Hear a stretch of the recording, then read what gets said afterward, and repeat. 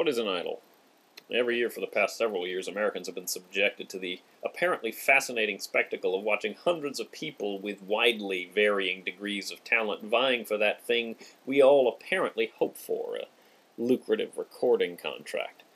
Our fascination with the show American Idol apparently has no bounds. You've got the epic train wreck of those opening rounds when a few shamelessly untalented souls have a chance to humiliate themselves before millions.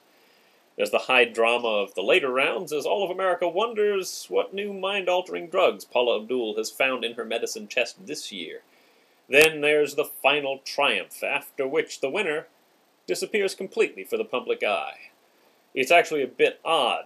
For a month or two, the participants in American Idol are all over the media in one of those perfect storms that fill the hearts of publicists with joy.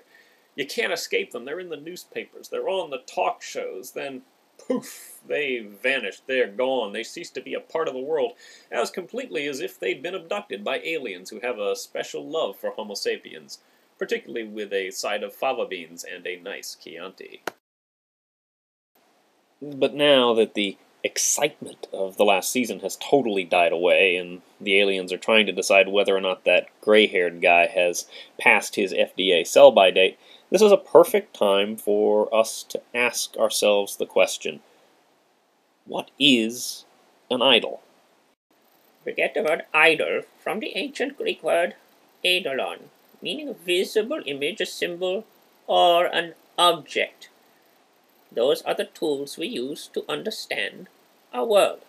In faith, the practice of idolatry comes when you direct your worship towards an object or a symbol, and not the God, the divine reality, to which that symbol is supposed to point. The symbol becomes instead a magical token, a kind of fetish.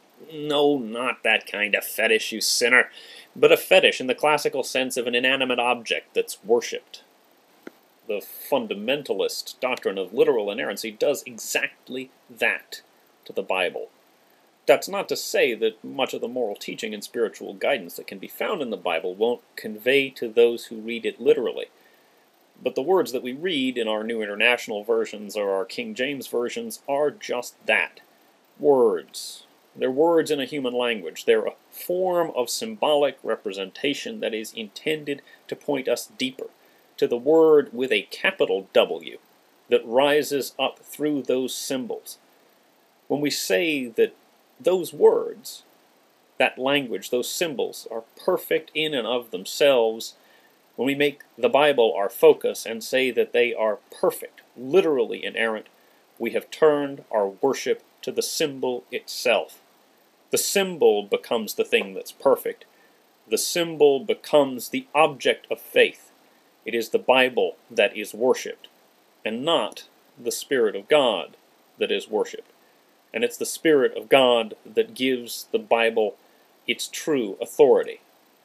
As a system for approaching the Bible, fundamentalism is inherently idolatrous.